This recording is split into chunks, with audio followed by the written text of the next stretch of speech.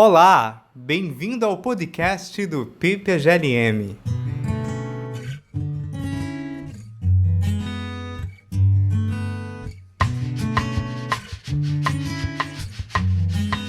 No episódio de hoje, vamos conversar com Lúcio Álvaro Marques, professor na Universidade Federal do Triângulo Mineiro e doutor em Filosofia pela Pontifícia Universidade Católica do Rio Grande do Sul.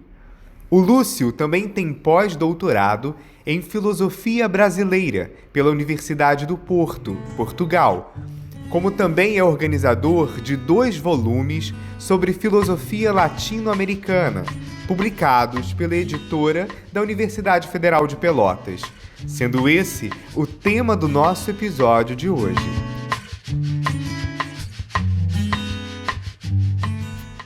Primeiramente, Lúcio, muito obrigado por aceitar o nosso convite.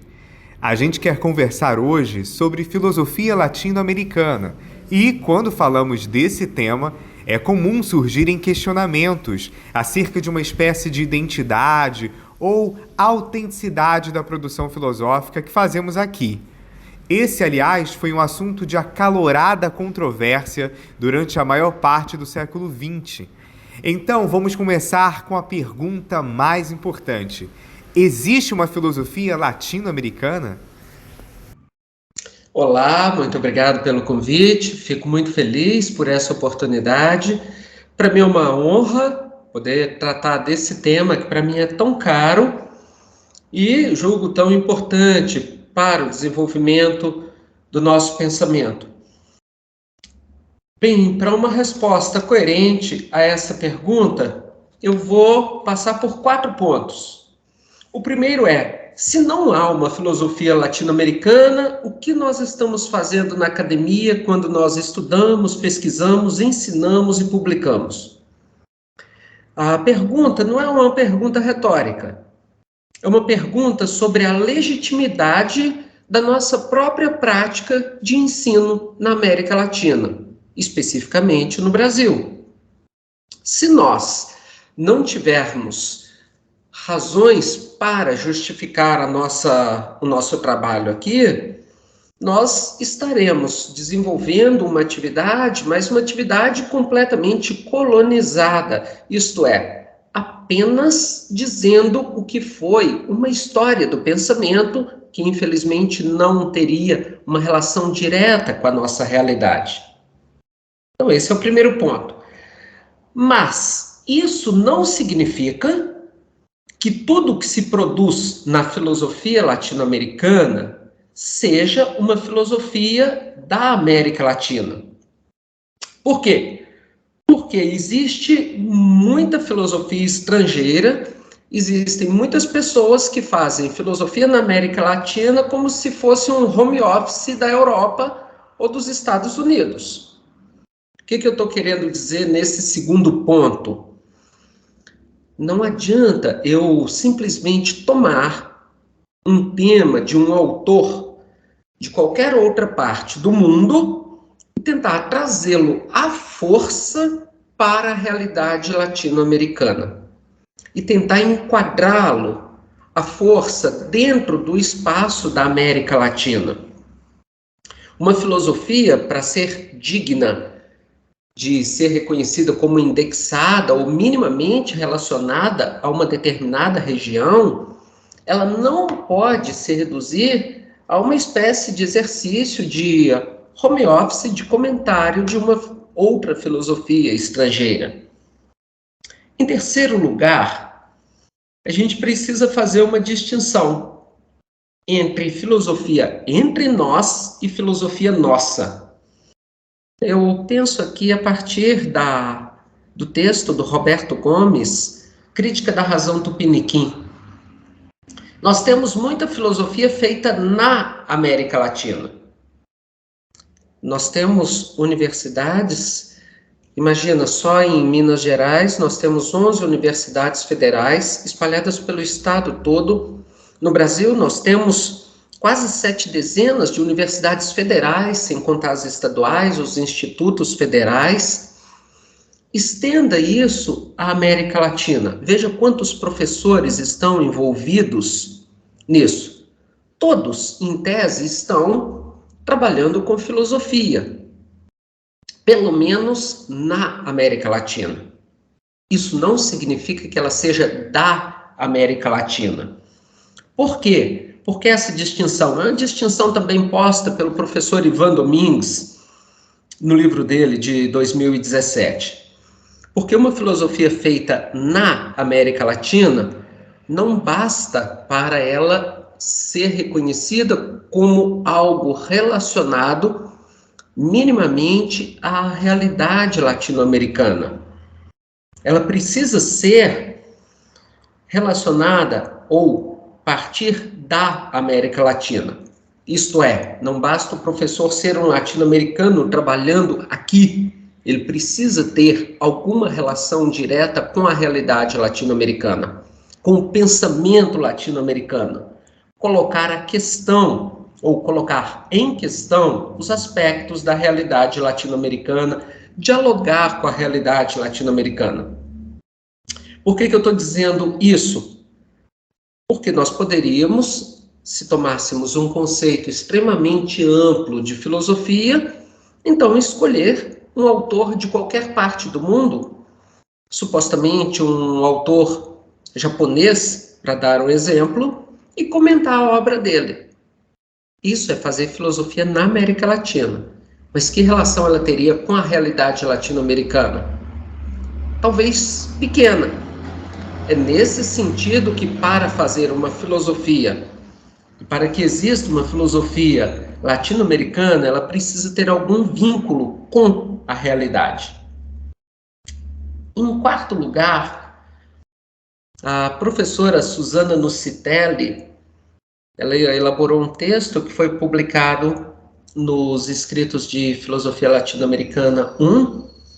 Ela usa 3 critérios para identificar o que seria uma filosofia latino-americana. Em primeiro lugar, uma filosofia que fosse original, e não apenas uma imitação ou um conteúdo novo publicado na Europa ou na América do Norte. Uma filosofia original, ela deve ser criativa a ponto de não apenas mimetizar o pensamento estrangeiro. Em segundo lugar, ela deve ser uma filosofia autêntica. Autêntica no sentido de genuína, de trazer aquilo que se relaciona ao modo de vida latino-americano.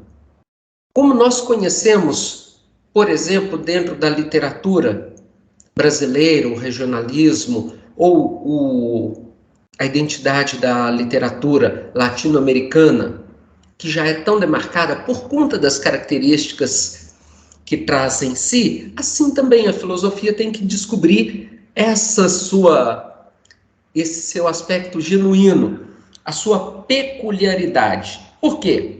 Porque nós não estamos nem no eixo norte e nós não estamos na Ásia.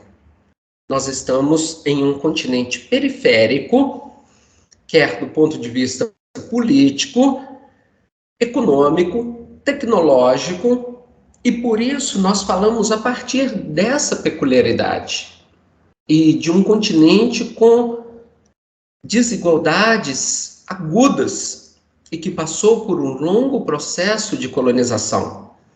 Nesse aspecto, quando a filosofia, eu não estou dizendo que ela vai fazer só o comentário disso, mas quando ela está atenta a esses aspectos, ela naturalmente tocará e dialogará com aspectos da realidade latino-americana.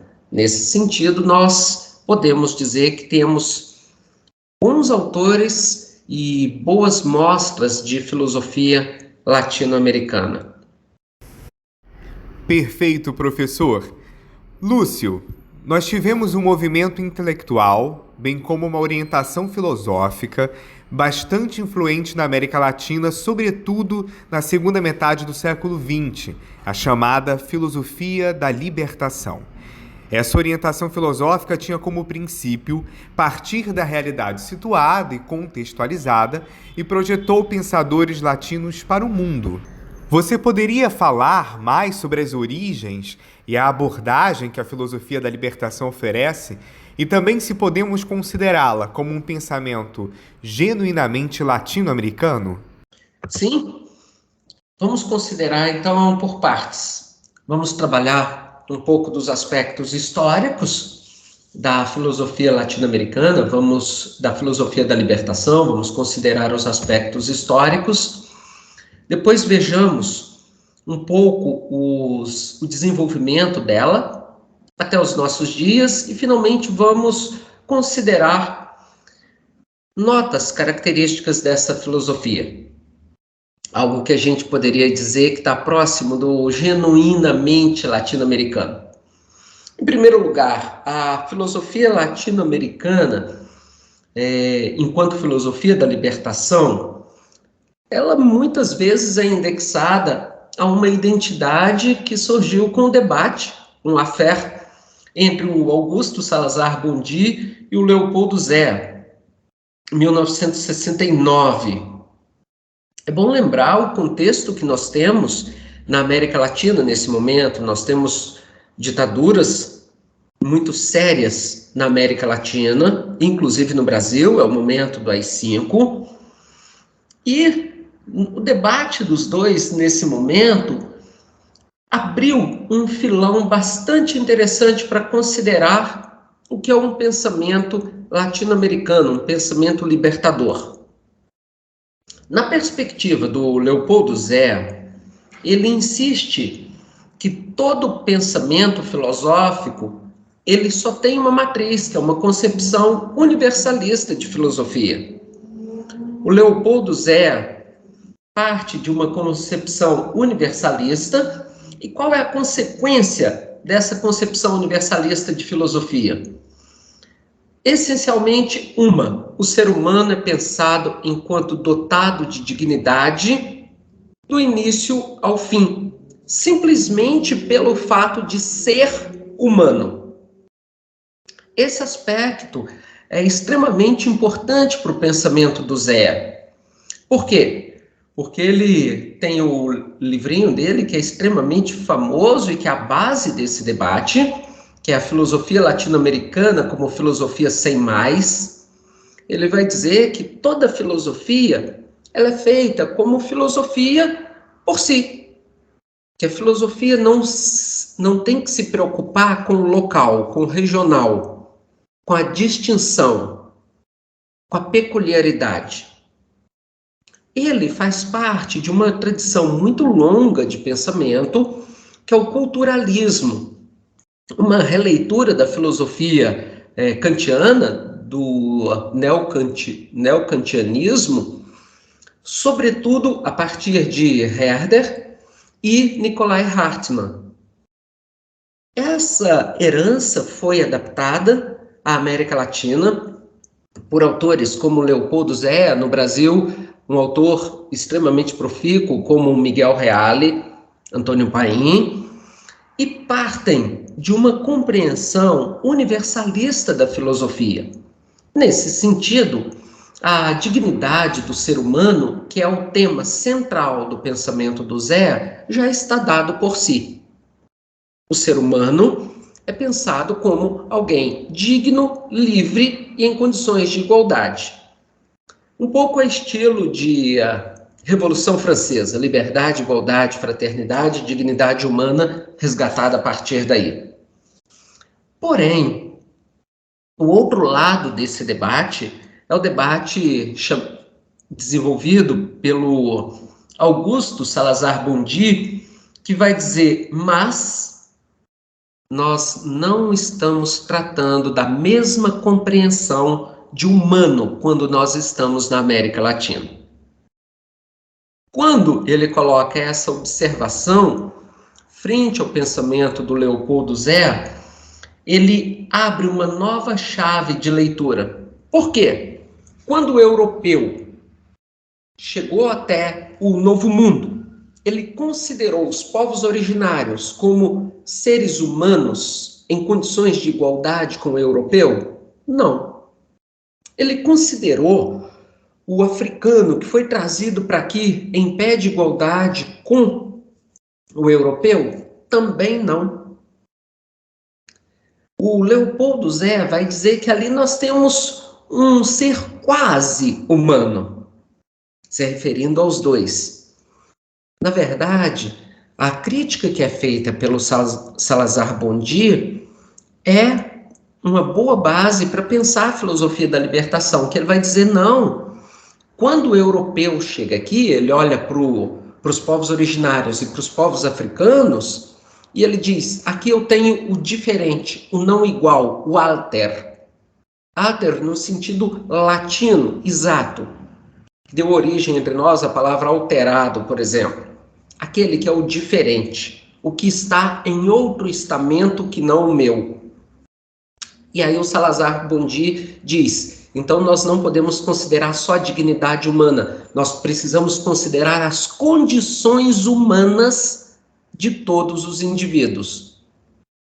Não só do europeu, mas dos povos originários e dos povos africanos.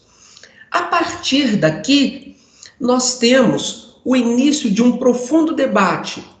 Um debate entre uma compreensão de filosofia universalista, que considera que fazer filosofia é simplesmente assumir o ponto de partida da filosofia como tal e comentar, desenvolver, analisar a filosofia indo-europeia, e tem um outro ponto de partida que é aquele que vai dar origem à filosofia da libertação, que é um discurso essencialmente, como foi colocado na pergunta, a partir da realidade contextualizada.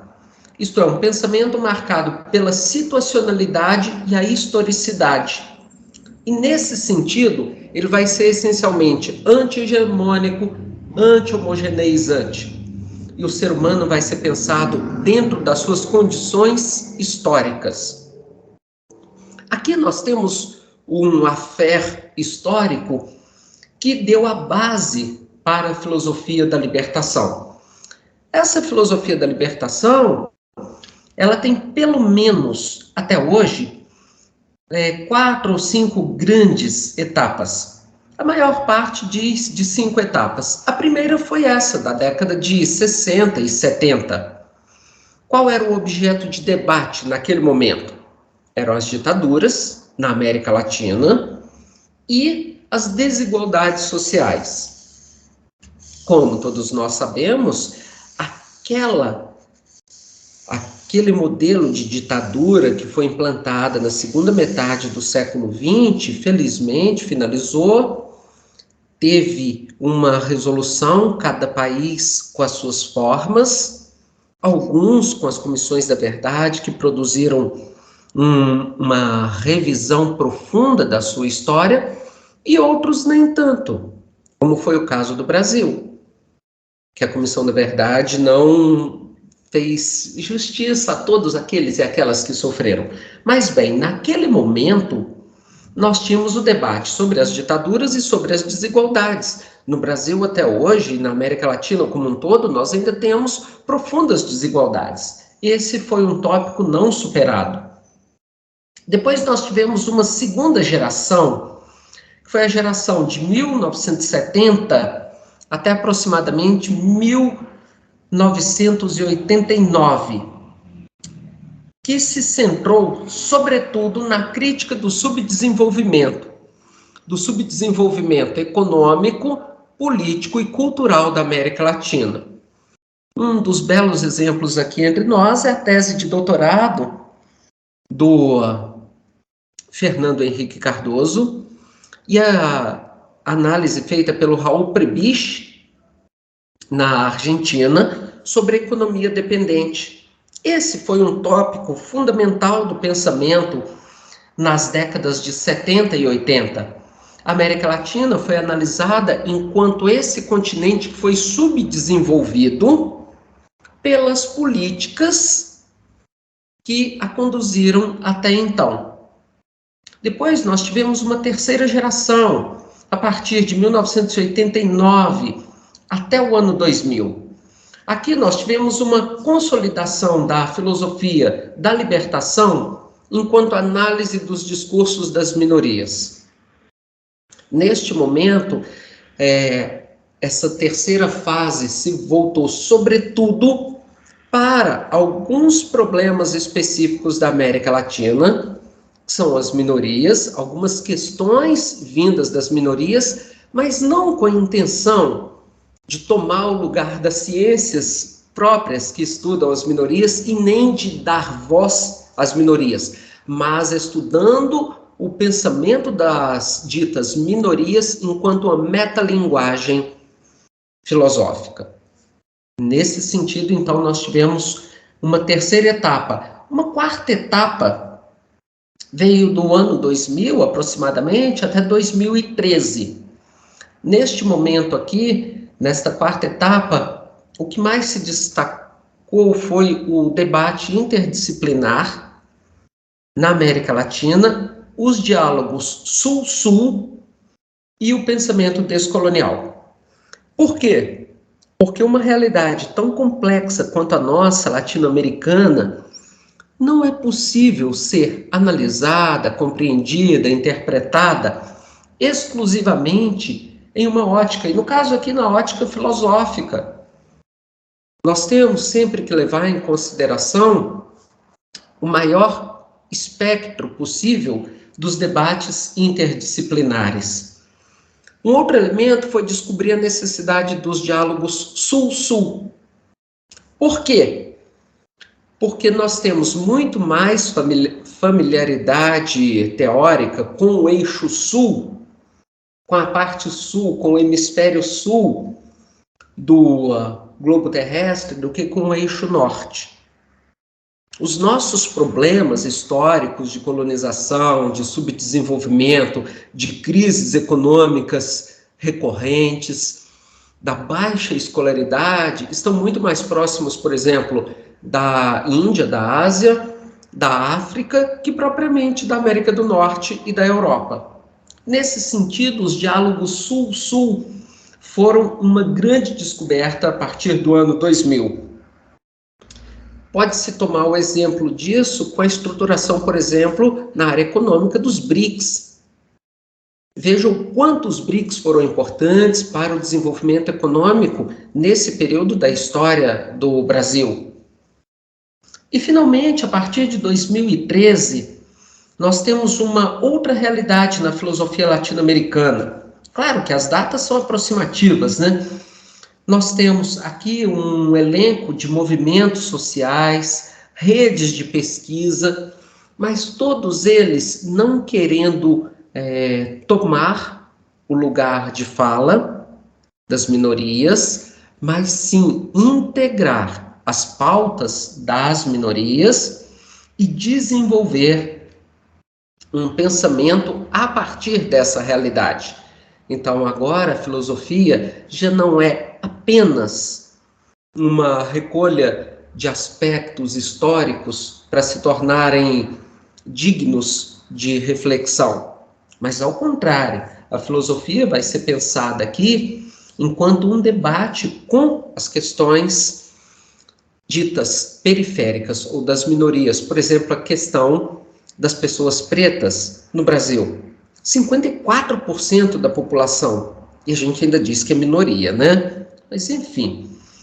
E o terceiro grande aspecto da filosofia da libertação que a gente precisa considerar é o que ela de fato trouxe enquanto aporte de uma filosofia original para a América Latina.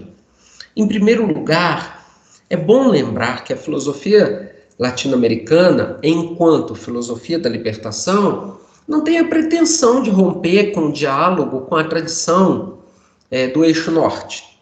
Porque em um determinado momento parecia ser essa a tendência. Não é nessa direção que a filosofia da libertação caminha hoje. Por quê? Porque, afinal de contas, nós fazemos filosofia ao modo grego. Nós fazemos notas de rodapé a Platão, desde que Whitehead mencionou essa expressão. De fato, nós não, a filosofia da libertação não tem a pretensão de romper, mas ao contrário, tem um segundo aspecto. Ela procura integrar a agenda internacional dos debates. Porém, essa integração não é no sentido de acompanhar o debate que está acontecendo na América do Norte ou na Europa, para que a gente diga, olha, estamos em pé de igualdade. Não, não é isso. É porque existem problemas comuns em escala mundial e que merecem ser pensados aqui. Isso não significa que toda a agenda da América do Norte ou da Europa deva ser contemplada nos nossos debates, ou precise ser contemplada em todos os aspectos. Porque os problemas que existem no eixo norte diferem daqueles que existem no eixo sul. O terceiro elemento que a filosofia da libertação trouxe de modo muito interessante foi a descoberta de um diálogo simétrico. Por exemplo, nós temos uma familiaridade imensa com a herança do pensamento africano no Brasil. E com a África nós temos um diálogo muito mais próximo de simetria histórica e epistêmica do que com o eixo norte. Além dessa simetria, vem, na decorrência, uma reciprocidade muito maior. Porque aquilo que é pensado aqui, enquanto realidade, muitas vezes diz de modo equivalente à África e vice-versa. E um outro aspecto é o reconhecimento. Nós temos muito mais reconhecimento filosófico no eixo sul que em relação ao eixo norte. Um quarto aspecto é que a filosofia da libertação chama atenção para 2 pontos: a realidade dos subdesenvolvidos e dos marginalizados. Essa é uma questão profunda na América Latina. Isto aqui não se refere apenas ao aspecto econômico e moral. Muito mais do que isso. Veja a situação das próprias universidades na América Latina. Elas ainda são subdesenvolvidas enquanto aporte teórico, enquanto arquivos históricos para pesquisa. Esse aspecto aqui de países subdesenvolvidos, marginalizados, por quê? Porque até hoje nós ainda não temos pesquisa de ponta em muitos aspectos na América Latina e no Brasil. Isso é uma erva daninha que praticamente recorre enquanto ciclo histórico. Parece que nós estamos sempre dentro desse ciclo histórico, né? E o último aspecto, que é bastante original da filosofia latino-americana, é a chamada de atenção para o lugar do contradiscurso. Por quê? Porque aqui nós não estamos no ponto de partida do discurso hegemônico. Nós não nascemos na Europa nem na América do Norte. Nós estamos em um lugar que é o lugar do contradiscurso por excelência. Isso não significa um lugar menor, de modo algum. É apenas um lugar distinto daquele que se situa o eixo norte.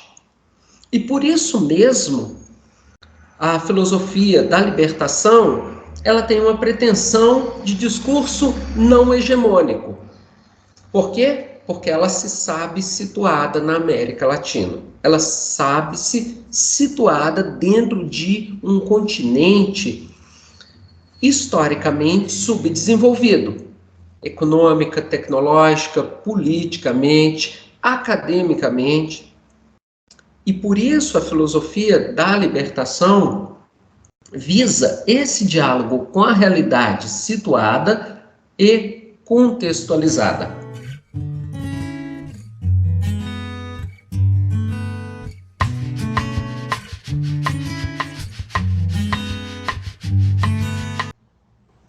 Gostaria de afunilar nossa conversa para falarmos sobre filosofia brasileira.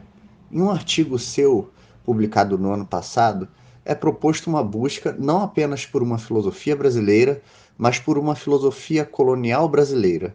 Nesse sentido, como recuperar o pensamento filosófico produzido no Brasil colonial e quais elementos caracterizariam uma filosofia genuinamente brasileira?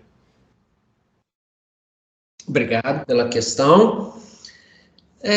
O artigo que você menciona em busca de uma filosofia colonial brasileira, de fato, ali tem apenas uma abordagem, apenas um lastro desse debate.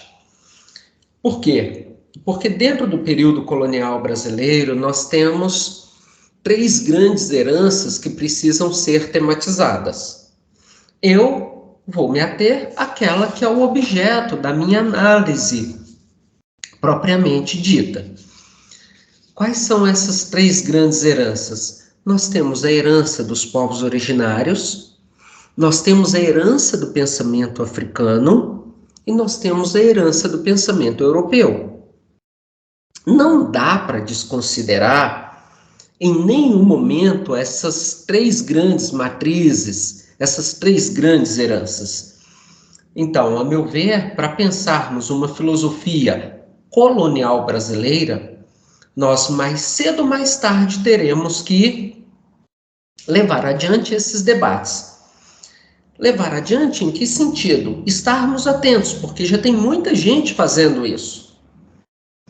Por exemplo, no aspecto da herança dos povos originários, veja toda a pesquisa que foi desenvolvida nas últimas décadas no Brasil sobre ritos, mitos, visões de mundo. Recentemente, nós temos, por exemplo, Viveiros de Castro, que faz uma pesquisa fabulosa sobre as sabedorias e as visões de mundo dos povos originários. Mas nós tivemos outros antes, como, por exemplo, Darcy Ribeiro, com a sua monumental história da América Latina, e mesmo estrangeiros que fizeram isso. Pensemos em Tristes Trópicos, do Lévi-Strauss. Então, nesse aspecto, em relação aos povos originários, nós temos uma compreensão longa a ser estudada. Além disso, nós precisamos enquadrar o pensamento sem desconsiderar a herança das culturas pré-colombianas, pré-cabralinas. Por quê? Nós temos uma tradição de ritos, de sabedorias, de dizeres que vêm desse período. Sobretudo da América Central, nós temos obras como Popol Vuh, Lambalan, Rabinal Ashi, a época na Rua, e temos vários textos e testemunhos a serem analisados. No Brasil do período colonial, veja, por exemplo, as cartas tupis, que o professor Eduardo Navarro, da USP, está traduzindo, as cartas do século XVII sobre a insurreição de Pernambuco. Aqui é apenas um exemplo. Um segundo exemplo é aquele que vem da herança dos povos africanos. Aqui nós temos uma herança linguística, uma herança cultural, alimentar, uma ritualidade. Óbvio que essa ritualidade, ela tem que ser pensada e integrada. Nós estamos em um país em que mais de 50% da população é preta. Veja, não dá para desconsiderar essa herança imensa dentro do nosso pensamento. Quando a gente olha, por exemplo, a biografia de um homem como o Mahoma Garbo Bakwakwa, é a biografia de uma pessoa que viveu aqui entre nós e teve que fugir da escravidão para permanecer vivo. Ou, por exemplo, a biografia da Rosa Egipsíaca, escrita pelo Luiz Mott, ou ainda uma autora como Maria Firmina dos Reis, autora do primeiro romance escrito por uma negra no Brasil, um deles, o romance Úrsula, que tem o protagonismo de uma pessoa preta dentro daquela história. Então aqui nós temos duas grandes heranças, e temos uma terceira, e é essa na qual se enquadra o artigo mencionado, que é a herança do pensamento colonial de matriz europeia a partir dos escritos coloniais. Por quê? Porque nós temos um corpus muito grande a ser analisado no período colonial. Um corpus de cartas, por exemplo, se nós considerarmos a obra completa do Manuel da Nóbrega, recentemente reeditada pela PUC-Rio e Loyola, um volume de extrema importância para a compreensão do pensamento jesuítico dos primeiros séculos, quando a gente pensa a obra de um Vieira, mas temos também, e é esse o centro do artigo, um corpus filosófico. E aqui gostaria de caracterizar pelo menos 4 tipos de escritos. Nós temos do corpus Eborenses, que eu destaquei e cataloguei no livro A Lógica da Necessidade, de 2018, nós temos 2 comentários à física de Aristóteles, a partir de sentenças, todas elas numeradas. O texto do Bento da Fonseca, desse comentário à física, tem 317 sentenças sobre a física aristotélica. E tem um outro comentário, que ainda não está editado, que é de um autor anônimo, provavelmente um autor anônimo do Pará. Nós temos mais 2 grupos, um de conclusões ex, ou conclusões de. São escritos que equivalem para nós hoje aos escritos de conclusão de curso de graduação. Aqui nós temos quase 3 dezenas de textos, só orientados pelo professor Rodrigo Homem, tem 7, que foram publicados na Lógica da Necessidade em 2018. Do professor Bento da Fonseca tem mais 20 conclusões a serem editadas. Essas conclusões não é um trabalho de conclusão de curso como nós pensamos na ótica quando nós colocamos um TCC na biblioteca, no banco de trabalhos da biblioteca. Porque naquele momento eram publicadas literalmente só as conclusões, só o resultado da pesquisa. E aí nós temos textos que vão de 8 a 15 fólios, considerando que o fólio já é um pouco maior do que uma folha A5, e ali estão as conclusões do trabalho. Nós temos pelo menos 30, 32 conclusões do período colonial brasileiro. Temos também algumas teses. A diferença das teses, elas são um número menor, são 7 ou 8, é que elas abordam a filosofia em todos os seus aspectos. Entenda-se, lógica, física, animástica, ou filosofia da mente, e metafísica. Enquanto as conclusões poderiam optar por um desses aspectos. Por exemplo, a lógica, ou a física, ou a filosofia da mente, ou a metafísica, ou ainda a teoria do conhecimento, certo? Agora, as teses tinham que percorrer essas 4 grandes áreas. E, finalmente, nós temos um outro grupo de textos, que são os cursos filosóficos. Os cursos filosóficos nos surpreendem não só pelo rigor da análise, mas pela extensão. Nós temos pelo menos 10 cursos filosóficos conhecidos até hoje. Tem alguns dos beneditinos do Rio de Janeiro, tem 3 dos franciscanos do Mato Grosso, e aqui nós temos textos, vou mencionar primeiramente esses, nós temos textos que vão de 400 fólios a 871 fólios. São textos longos, sistemáticos, e o mais interessante, com um diálogo não só com a tradição aristotélico-tomista, como ficou convencionado dizer que o pensamento colonial era uma herança aristotélico-tomista. Pelo contrário, nesses cursos nós vemos, por exemplo, um diálogo extremamente preciso com autores como Duns Scotus, Guilherme de Ockham e mesmo um autor como Descartes.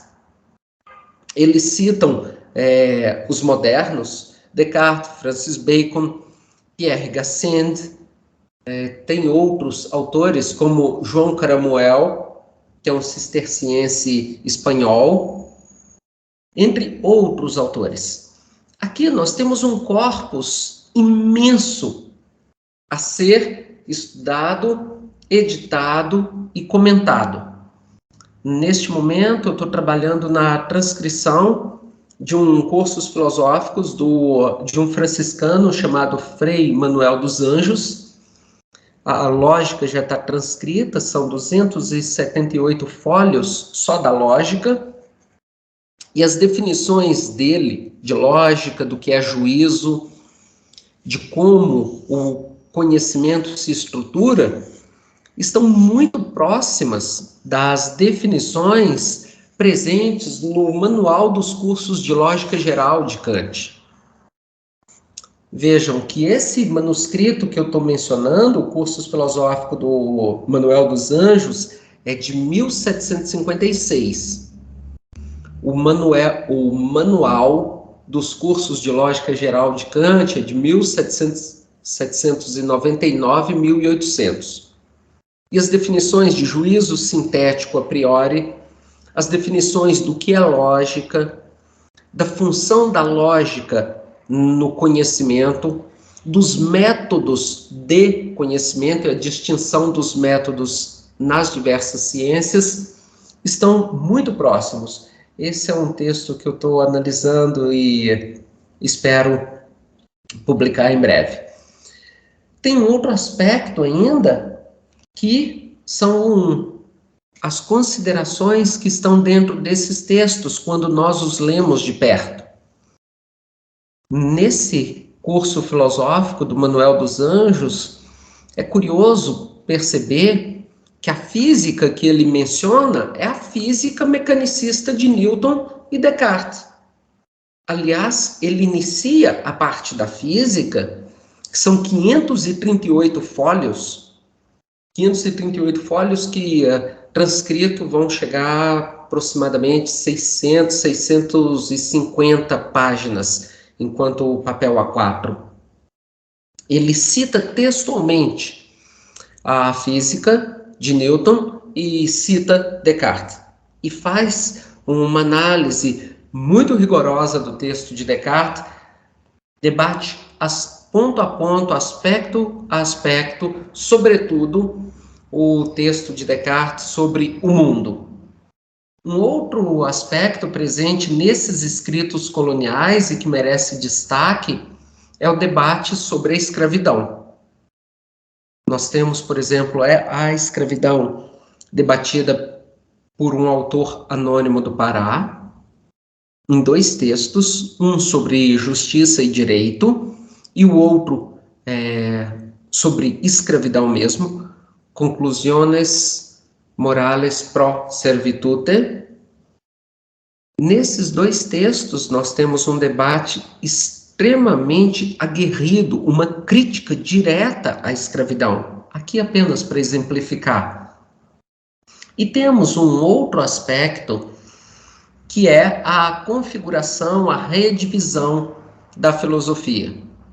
Se no final da Idade Média, na Baixa Idade Média, a filosofia, a metafísica tinha caído em descrédito, já no pensamento medieval, aqui nós temos, como já mencionei, nesse curso filosófico do Manuel dos Anjos, ele dedica só 50 fólios à metafísica, enquanto dedica 279 fólios à lógica e 538 à física. O que isso nos mostra? Comparemos isso à árvore do pensamento de Descartes. A metafísica são é a raiz do pensamento, a física é o tronco e os galhos são as outras ciências, moral, medicina, em Descartes. Aqui nós temos o tronco do pensamento também centrado onde? Na física. Então nós temos dentro desses escritos um pensamento muito mais moderno que o que a gente costumeiramente imagina. Com isso, eu estou dizendo que ele está longe daquela compreensão que está presente em muitos manuais ainda de que é um pensamento aristotélico tomista, puro e simples. Nem de longe. A maior parte dos autores citados nesses textos que eu tenho trabalhado são Duns Scotus, dentro dos medievais, do grupo dos medievais, Descartes, entre os modernos, Locke, no debate da escravidão, e Platão. E, óbvio, tem muito de Aristóteles também, mas não é um pensamento aristotélico tomista tout court.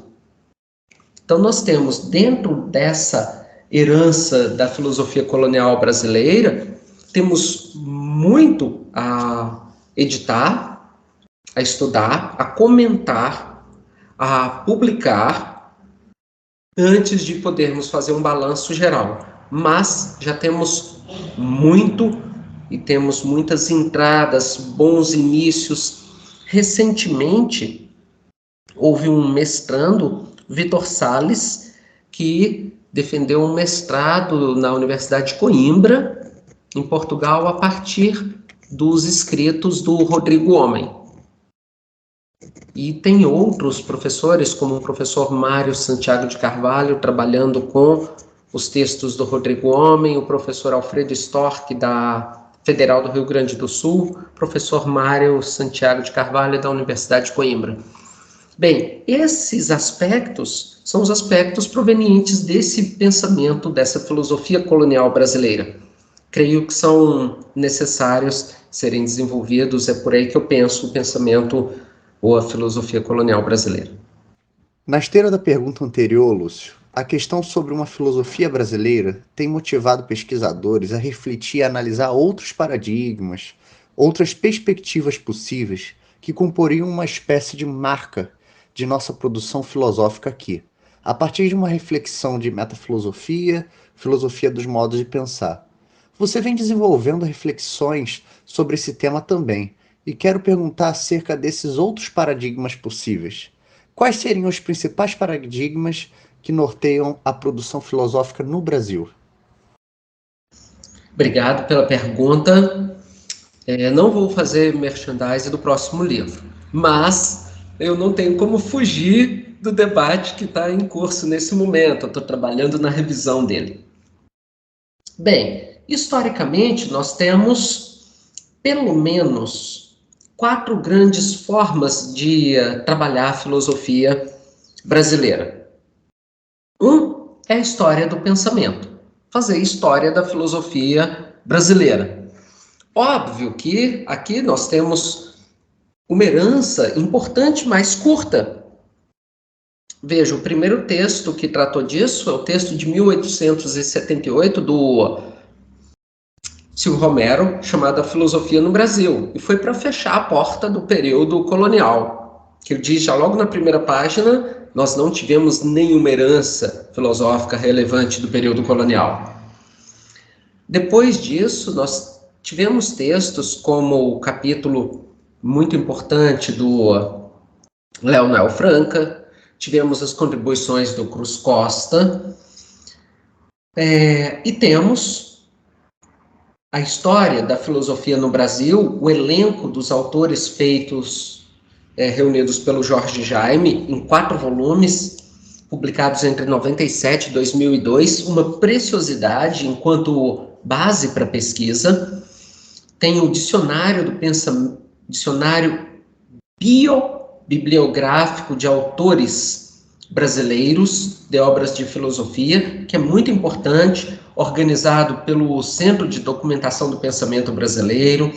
Temos, por exemplo, o Dicionário Mulheres do Brasil, organizado pela Schumacher e o Brasil, é o sobrenome dos autores.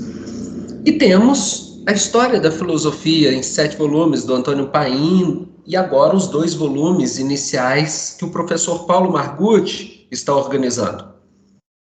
Destaco, dentro dessa perspectiva da história do pensamento, a obra do professor Paulo Margutti, que é extraordinária. Ele está fazendo o 3º volume sobre o século XIX, vai fazer uma reedição do 1º volume, e o projeto dele é, pelo menos, concluir o século XIX, iniciar alguma coisa do século XX. Então, aqui nós temos um filão de análise. Nós temos uma outra perspectiva, que é a metafilosofia. Dentro da metafilosofia, óbvio, a menção mais próxima que nos vem à mente é do professor Ivan Domingues, o livro dele de 2017, Filosofia no Brasil. Embora o próprio professor Margutti diga que no seu 2º volume também ele tem ensaios e chaves interpretativas metafilosóficas, eu não estou discordando que tenha. Tem a professora Susana Nucitelli, que tem trabalhado nessa direção, sobretudo no aspecto da lógica, e até o ano passado, o professor Jorge Gracia, que faleceu ano passado, que trabalhava também nessa direção. Temos um 3º aspecto, que é o aspecto do comentário da exegese. É um modo legítimo, é o que nós aprendemos a fazer filosofia. Quase todos nós fomos educados, chegamos ao mestrado e doutorado e fizemos comentário e exegese. E aí nós devemos levar em conta a crítica muito pertinente, lúcida, do professor Paulo Arantes, em Departamento de Filosofia de Ultramar, que a análise desse modelo estruturalista de comentário e exegese herdado pela USP e que, em grande parte, influencia todos os departamentos de filosofia até hoje presentes, os departamentos de pós-graduação. E temos uma outra tradição, que são os ensaios interpretativos. Dentro dessa perspectiva, nós temos, no mínimo, a filosofia no Brasil e Panorama da Filosofia no Brasil, do Luiz Washington Vita. São 2 textos curtos, mas muito potentes. Temos a Crítica da Razão Tupiniquim, do Roberto Gomes. Temos América Latina Não Ser, do Roque Zimmermann. Temos o livro Filosofia Brasileira, do Luiz Alberto Cerqueira. Óbvio, além dos textos como Conversas com Filósofos Brasileiros. Enfim, aqui nós poderíamos elencar vários textos. Mas como a pergunta, o foco dela é sobre os modos de pensar a filosofia brasileira, e eu havia mencionado que não iria fazer uma merchandise, mas eu estou tentando caracterizar um pouco alguns modelos, algumas abordagens possíveis da filosofia entre nós. Eu estou revisando esse texto, talvez saia como livro no início do ano que vem, e tem pelo menos 12 paradigmas possíveis. O primeiro deles é o paradigma exemplificado pelo culturalismo, que é de uma análise filosófica enquanto ensino da história da filosofia. Nesse aspecto aqui, é bom a gente lembrar a herança da Escola do Recife, desenvolvida entre nós, pelo Miguel Reale, Antônio Paim, o próprio Luiz Alberto Cerqueira, o autor da filosofia brasileira. Eles trabalham nessa linha do culturalismo. É bom também recordar que esse paradigma é o que une Miguel Reale e Leopoldo Zé dentro de uma mesma perspectiva, que é o pensamento culturalista, a perspectiva culturalista do pensamento, uma análise universal dos conceitos universais de filosofia. Existe uma segunda demarcação, que é uma análise que é muito crítica à filosofia brasileira. Por que eu estou dizendo muito crítica? é aquela, por exemplo, de crítica da razão tupiniquim do Roberto Gomes. Se levarmos a sério tudo aquilo que o Roberto Gomes propôs, nós praticamente temos que dizer, olha, não existe filosofia no Brasil, nem nunca existiu, podemos começar a partir de agora. É a filosofia que leva muito a sério aquela expressão do Tobias Barreto, que o Brasil não tem cabeça filosófica. E aqui nós temos uma série de autores que caminham nessa direção. Não só o Silvio Romero, mas algumas consequências do Roberto Gomes, se levarmos as últimas consequências, nós chegaremos a esse mesmo resultado. Em 2016, salvo engano, foi publicado um artigo do Rony Teles da Silveira, chamado A Brasileiríssima Filosofia Brasileira, saiu na revista Síntese. Ele vai dizer que, olha, uma das marcas do pensamento filosófico brasileiro é ele ser feito de costas para a realidade.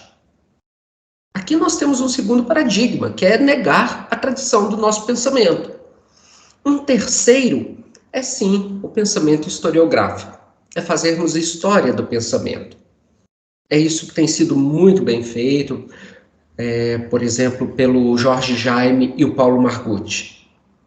É historicizar os autores, chamar atenção para os problemas da época, contextualizar os debates que foram feitos e propor ensaios, modos de interpretação, propor hipóteses históricas. O quarto aspecto que eu procuro caracterizar é a metafilosofia. Aqui, óbvio, que eu vou mencionar a Susana Nocitelli, Jorge Gracia, Ivan Domingues. É uma perspectiva muito frutuosa, só que ela é muito desafiadora. Muito desafiadora porque ela requer uma perícia de análise do contexto, um diálogo interdisciplinar altamente rigoroso, com uma hipótese histórica muito lúcida. Senão, perde-se o rumo. Um quinto aspecto que merece ser considerado é a filosofia universitária brasileira. É o que nós vemos e que está sendo produzido nos departamentos de filosofia, sobretudo nas pós-graduações.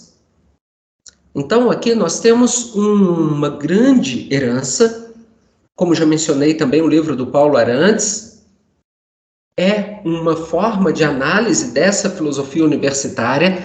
Veja o debate que foi feito sobre a filosofia universitária no Brasil, na Anpof de 2014, em Campos do Jordão. A filosofia universitária é um tópico especial para nós analisarmos. Um livro que chama atenção para isso, embora não seja o seu objeto direto, é a História da Filosofia Contemporânea no Brasil, é um livro da década de 90, do Antônio Joaquim Severino, mas extremamente atual e importante para nós compreendermos os grandes nomes. Um sexto paradigma é como o desenvolvido pelo Daniel Buarque. Brasil é um país do futuro, que seria a filosofia das visões de mundo estrangeiras. Dentro dessa filosofia das visões de mundo estrangeiras, nós temos muitos textos que tratam do Brasil, desde o clássico Os Canibais, de Michel de Montaigne, até os nossos dias. Temos muitas pessoas que se preocupam com esse objeto filosófico, Brasil, em análise.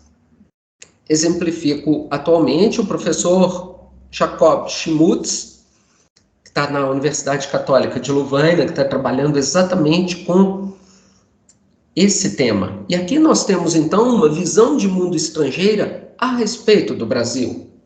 Tem uma obra magnífica, que é a construção do Brasil nos relatos dos viajantes dos séculos XVI, XVII e XVIII, organizado pelo Jean-Marcel Carvalho França.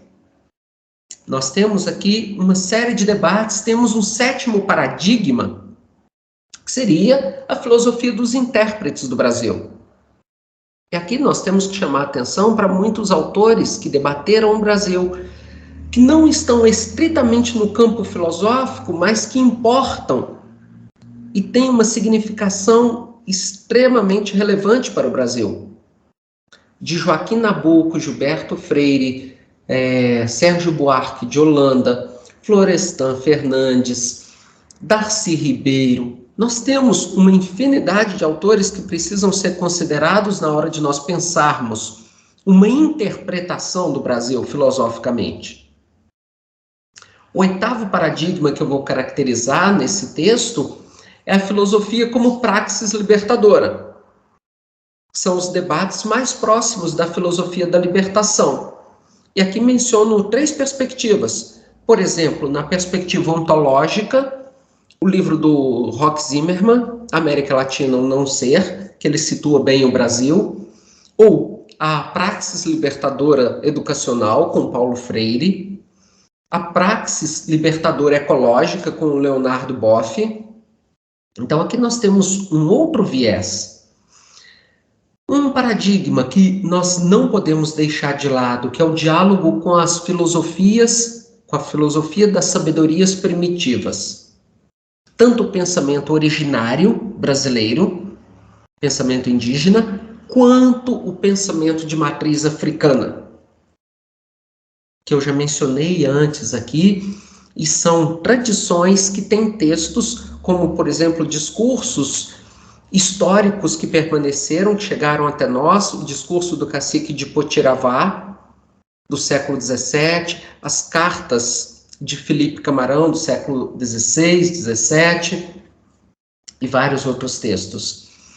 Tem um 10º paradigma que eu estou caracterizando nesse texto, que é a filosofia dos mestres da palavra, que é o diálogo entre filosofia e literatura.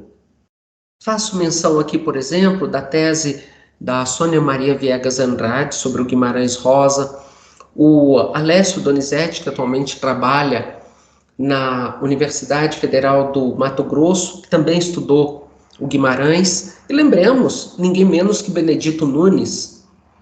Lembremos ainda um autor como José Raimundo Maia Neto, que estuda a filosofia a partir do Machado de Assis. Então, nós temos um largo diálogo entre filosofia e literatura, que também é um paradigma para pensar a filosofia no Brasil. Em 11º lugar, nós temos a filosofia feminista. Hoje, com 2 obras que quem não conhece deve estar atento, Filosofia e Mulher e Filósofas, todas 2 organizadas pela Juliana Pacheco. Não são só essas 2 que existem. Recomendo essas 2 para quem quer tomar contato, em primeiro lugar, com esse debate. Tem vários outros livros, mas esses 2 são muito bem construídos. E tem uma outra perspectiva próximo à filosofia feminista no Brasil, que é, por exemplo, a filosofia e a reflexão praticada pelos grupos LGBTQIA+. Um autor como, por exemplo, Luiz Mott, que de modo algum pode ser escamoteado na reflexão, porque nós estamos falando de um grande percentual da população brasileira que participa de grupos LGBTQIA+, ou se enquadram, se identificam como tais, e que merece ser considerado enquanto vozes de, abre aspas, minorias, mas de vozes de pessoas que chamam a atenção para uma necessidade de um debate muito amplo dentro da sociedade brasileira. E, finalmente, a perspectiva que eu tenho tentado desenvolver desde 2015 com Filosofia Brasiliensis, que é a crítica histórico-filológica dos textos, que é, de fato, a análise de texto ponto a ponto, que é chamar a atenção para esses textos do período colonial, como eu tenho trabalhado, estudar, transcrever, editar, pelo menos, a modo de exemplo, ainda que não seja o corpus completo de um colégio, às vezes por ser muito grande, mas pelo menos um texto significativo para que nós possamos compreender a história do ensino entre nós. Veja, quando nós colocamos em questão a história do pensamento brasileiro, e aqui eu estou pensando no aspecto do pensamento filosófico tradicional, o primeiro bacharelado em artes, isto é, em filosofia no Brasil, aconteceu na Bahia no ano de 1575. É muito significativo isso. De 1576 é a primeira licenciatura em filosofia no Brasil. E nesse sentido, se nós não voltarmos para compreender a história desses colégios que nasceram como colégios seminários, Colégio da Bahia, Pernambuco, São Luís, Pará, Rio, São Paulo, Minas, Rio Grande do Sul, Mato Grosso, inúmeros colégios.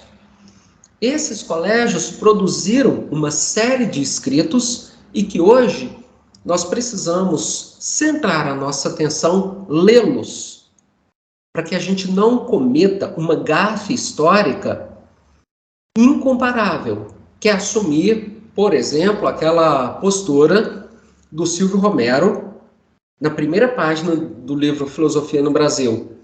Não houve herança filosófica no período colonial. Isso está, por exemplo, dentro do primeiro volume do livro História da Filosofia, do Antônio Paim. Ele repete essa mesma postura. E hoje, com a quantidade de textos que já estão catalogados, infelizmente, é só um erro essa postura desenvolvida e, naquele momento, pensada por esses dois autores.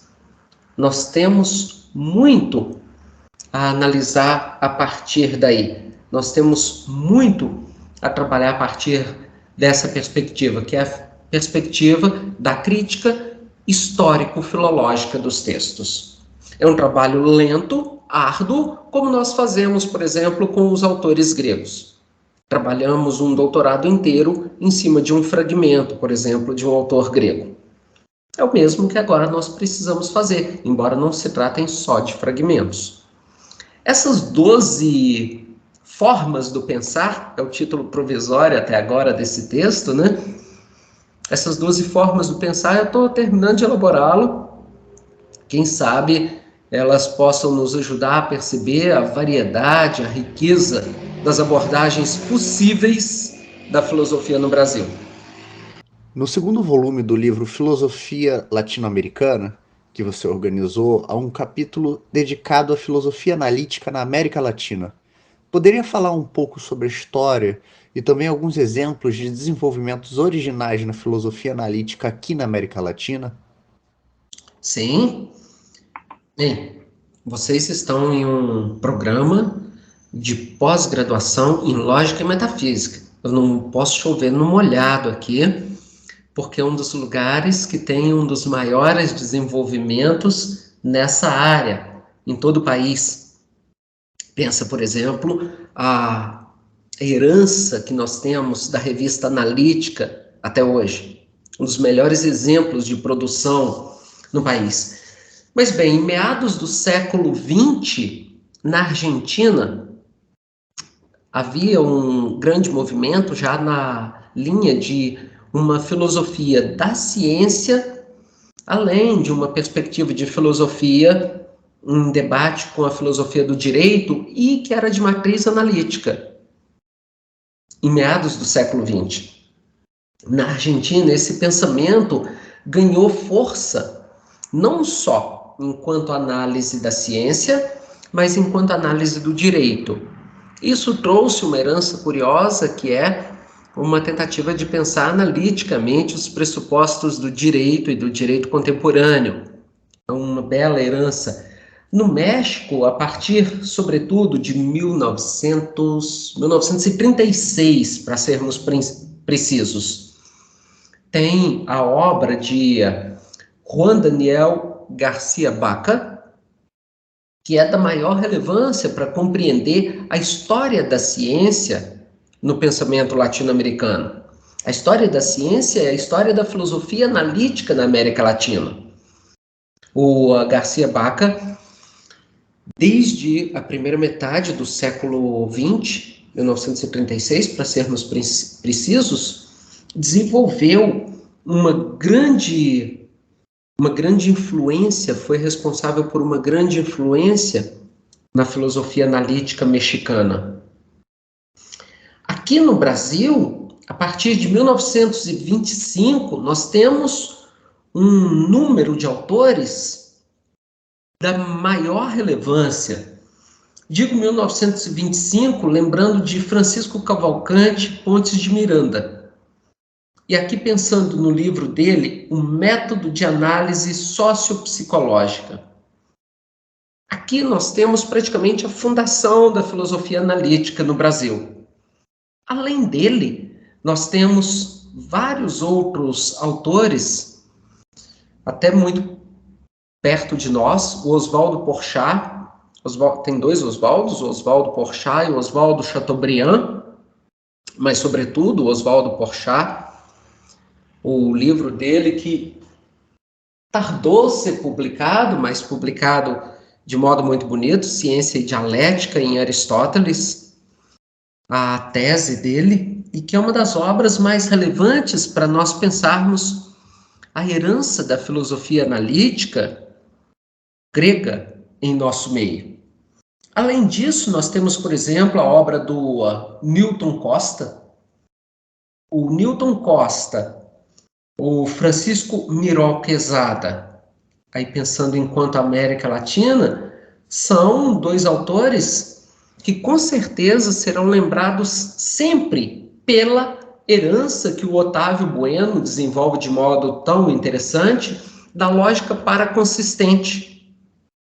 A lógica paraconsistente, a possibilidade de pensar uma lógica para além do princípio de não contradição de Aristóteles. E esse é um dos desenvolvimentos originais da lógica. Aqui, sem mencionar, por exemplo, José Arthur Gianotti, né? Sem esquecer, melhor dizendo. Na lógica paraconsistente é um dos aspectos da filosofia latino-americana que mereceu um belíssimo verbete na Stanford University e uma das análises mais bem feitas sobre a lógica paraconsistente. Por quê? Porque com isto nós superamos o paradigma binário do pensamento e do pensamento lógico. E vejam que esta é uma herança do século XX. É uma herança tardia, praticamente, a lógica aristotélica até as duas primeiras décadas do século XX veio inconteste em nosso meio. Bem, temos outros e outras autores e autoras muito significativos.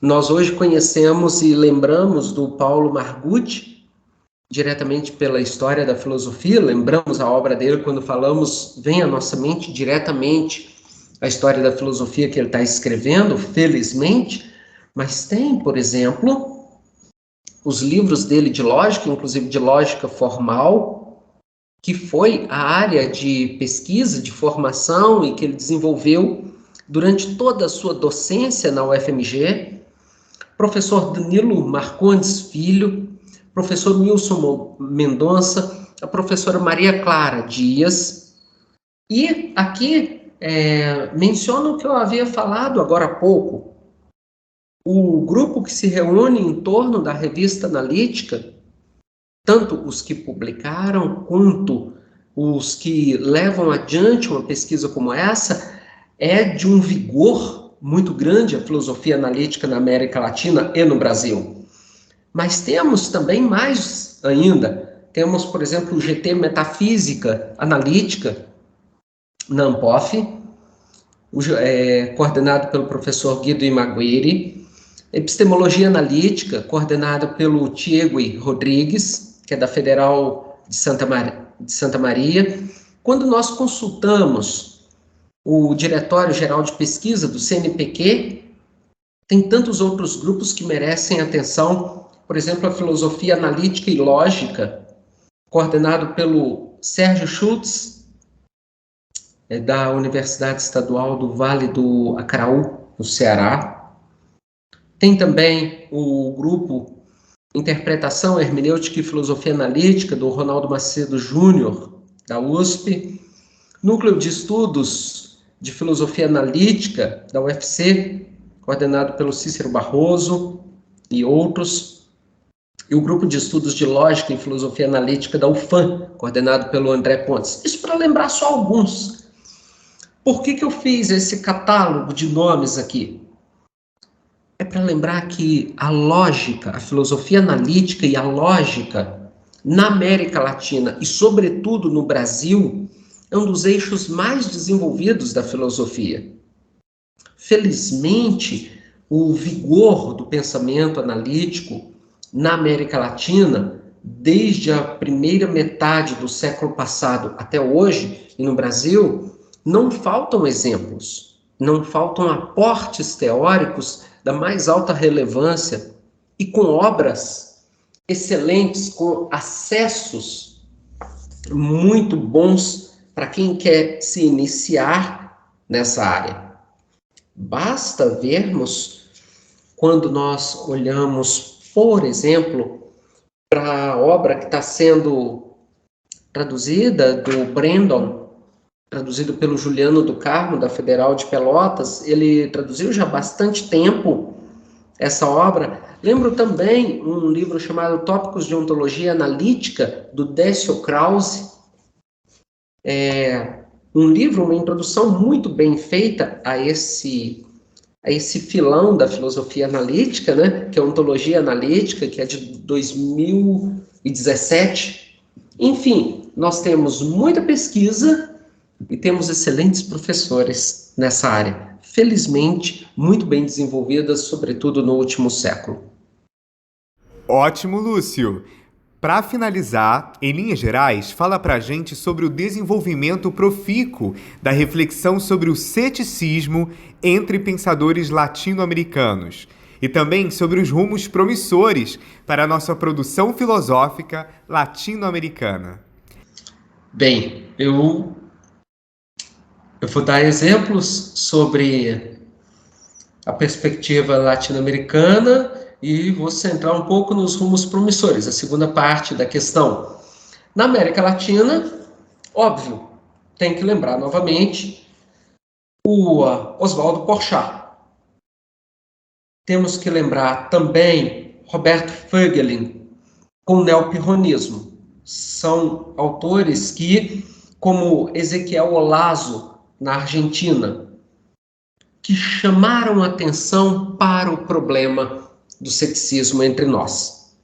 E chamaram atenção de modo tão lúcido quanto produtivo, porque esses três, Oswaldo Porchat, Roberto Fögelin e o Ezequiel Olazo, só para lembrar esses três nomes, desenvolveram quase que a base do chamado neopirronismo. E hoje nós temos outros desdobramentos muito bons nessa pesquisa. Um exemplo é o projeto de pesquisa do próprio Danilo Marcondes, da Federal Fluminense, o argumento antropológico, que ele vai retornar ao John Popkins, para formular o argumento do quanto a descoberta do novo mundo impactou na visão de mundo do europeu. Nesse sentido, a análise feita pelo professor Danilo Marcondes chama atenção para algo que é muito curioso, que é vermos o quanto mudou o pensamento europeu a partir do encontro com o novo mundo. Além disso, temos diversos outros grupos sobre ceticismo, tanto o grupo Ceticismo na ANPOF, coordenado pelo Roberto Sá Pereira, quanto também dentro do DGP, do CNPq, Ceticismo e Relativismo Epistêmico, coordenado pelo Tito Flores, da UNILA, e o Ceticismo Moderno e Machado de Assis, a pesquisa, por exemplo, de José Raimundo Maia Neto, da UFMG. É muito interessante ver o quanto essa pesquisa sobre o ceticismo ela desenvolveu-se em parte a partir da filosofia analítica, da filosofia da lógica, e ganhou um corpo próprio. É bom lembrar que na base do ceticismo nós temos aqui no Brasil Oswaldo Porchat, por exemplo. Mas os frutos que nós temos de uma pesquisa como a do José Raimundo Maia Neto não deixa dúvida do quanto o ceticismo é produtivo para a análise do nosso pensamento. O quanto o ceticismo pode aproveitar da nossa herança literária, no caso, ele parte de Machado de Assis e analisa o Machado pirrônico desde as suas pesquisas iniciais, e o quanto isso pode nos ajudar a compreender melhor aspectos da nossa produção. Enquanto a segunda parte da pergunta, rumos promissores, eu creio que nós precisamos destacar aqui, no mínimo, 3 aspectos. O primeiro deles, para a filosofia, para a produção filosófica latino-americana. O primeiro é: não basta a filosofia latino-americana e brasileira crescer em quantidade. Ela precisa se firmar também na qualidade. Isto é, nós não podemos delegar à Europa e à América do Norte que pense e que diga quem nós somos. A filosofia latino-americana e brasileira, hoje, ela tem um volume considerável de pesquisadores. Nesse ano, estamos nos preparando para a Ampof, em Goiânia. Cada encontro da Ampof tem mais de 2.000 doutores ali reunidos. Além de mestres, além de professores especialistas, de estudantes. É um número considerável.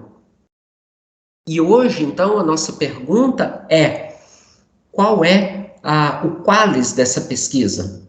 E o qualis aqui não é o qualis numérico, mas é o quanto essa pesquisa pensa o lugar latino-americano em que nós estamos. O quanto a pesquisa filosófica latino-americana dialoga com a nossa realidade, interpela nossas identidades. Porque não é possível que nós vamos terceirizar a nossa visão filosófica esperando que os autores estrangeiros formulem para nós uma visão de mundo. Essa visão de mundo, hoje, ela precisa ser feita a partir de nós, sem bairrismo, sem servilismo. E aqui nós temos grupos muito interessantes. Temos os herdeiros, por exemplo, da filosofia latino-americana, que trabalham hoje nessa linha. Temos GT da Ampof nessa direção, e aí temos uma miríade de autores, de pesquisadores trabalhando por aí. Nós temos os que trabalham com a história do pensamento, propriamente dito. Esse é um rumo que nos ajudará com o tempo a tomarmos consciência com maior lucidez do nosso lugar. O segundo aspecto, que eu acho que é bastante promissor, é a necessidade de demarcação do lugar geopolítico da América Latina. Por quê? Porque a América Latina, ela está dentro de uma confluência muito séria em aspectos, por exemplo, ecológicos. Nós somos um ponto-chave para compreender os impactos climáticos do pensamento. Em aspecto econômico, também o somos por conta das profundas desigualdades dentro da América Latina. E nós somos em um outro aspecto, e que hoje salta aos nossos olhos. Vamos pensar em Platão. A obra-prima de Platão, a República, surgiu no momento da maior crise ética e moral da Grécia. Quando nós olhamos hoje para a América Latina e, sobretudo, para o Brasil, o pensamento ético, político brasileiro hoje, ele tem muito a fazer. E aqui não é só ética e política, ética, política, direito. Tem que se colocar, nós temos que nos colocar no debate dessas questões hoje. Que é uma questão não só da legitimidade do fazer filosófico, mas é uma questão a respeito do horizonte possível do pensamento brasileiro. O que eu estou dizendo de horizonte possível? Nós estamos em um momento dramático da história do país, em que valores éticos foram simplesmente descartados, em que os princípios da justiça são questionados aberta e cotidianamente, e em que o direito é achincalhado publicamente. Isso por uma tendência altamente deletéria, que é um negacionismo histórico que nós vemos, que não é só no Brasil, é na América Latina. Nesse aspecto, todos os debates hoje de ética, justiça e direito é uma seara que nós precisamos centrar as nossas forças. Quando nós pensamos nas desigualdades históricas dos povos originários, dos povos pretos da América Latina, outra seara que nós não podemos esquecer. E esses três grandes temas, ética, justiça e direito, ao lado das questões ecológicas, nós não podemos deixar de lado. E o último aspecto, que a meu ver é promissor, é necessário, é urgente, é nós não perdermos o bonde da história. O que eu estou dizendo com isso? Que hoje nós passamos por uma série de momentos de estruturação do debate filosófico e que nós não podemos continuar dentro dos nossos programas de pós-graduação a fazer filosofia como se fosse mera exegese e comentário dos autores estrangeiros. Eu não estou dizendo que temos que abolir isso, mas que o pensamento precisa dialogar com a realidade brasileira. Ele precisa considerar o lugar em que nós estamos na América Latina. E nós corremos o risco de passarmos adiante como se isso não existisse, se nós não percebermos o que tem acontecido na última década, que é um interesse crescente a respeito do pensamento brasileiro e latino-americano, não só no Brasil, mas inclusive no eixo norte. Tem vários autores pesquisando a história do pensamento entre nós. Peguemos o exemplo da professora Susana Nocitelli, que trabalha em St. Cloud, no Minnesota, e que trabalha com a filosofia, o ceticismo no pensamento filosófico latino-americano. O professor Jacob Schmutz, que já mencionei aqui, também a respeito do pensamento brasileiro. E então, nós temos que nos perguntar dentro dos programas de pós-graduação, sobretudo, qual é o vínculo que a nossa pesquisa tem com a realidade brasileira? Como que ela historicamente se justifica? Como que o pensamento nosso, as teses e dissertações que fazemos, os livros que publicamos, como que eles se justificam historicamente diante da realidade brasileira? Brasileira e latino-americana.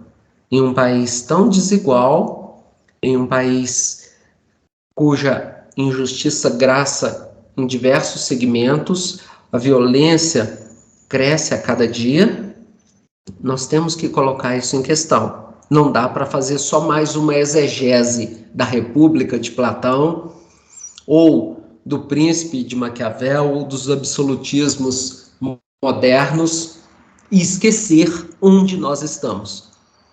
Afinal de contas, nós não estamos aqui e não estamos na filosofia para fazer home office de pensamento europeu e norte-americano na América Latina, né?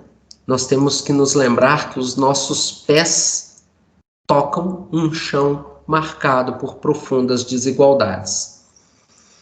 E nesse sentido, eu acho que os programas de pós-graduação hoje têm um papel predominante em resgatar o lugar do Brasil, o lugar da América Latina dentro da agenda do seu próprio pensamento. No início nós falávamos sobre esse aspecto aqui. É bom e fico muito feliz que essa oportunidade esteja acontecendo dentro de um programa como o PPGLM da Federal do Rio. Isso precisa acontecer em mais lugares. O lugar em que nós estamos não é indiferente ao nosso pensamento. Enfim, é um pouco do que eu tenho pensado, que eu tenho tentado elaborar teoricamente. Muito obrigado.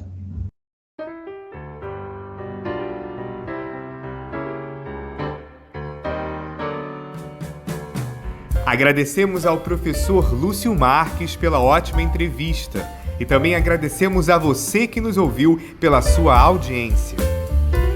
Você ainda não está nos seguindo nas redes sociais?